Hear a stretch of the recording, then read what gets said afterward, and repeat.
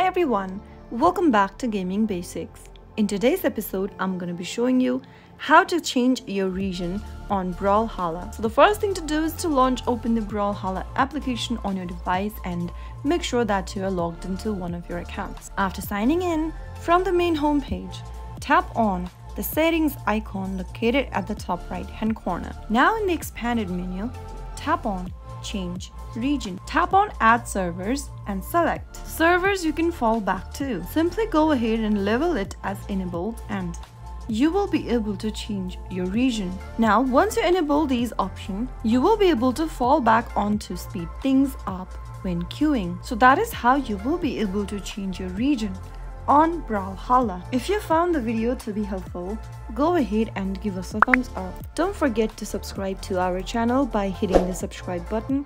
Also press on the bell icon so that you'll never miss another upcoming upload from us. I will see you again in the next episode. Goodbye till then.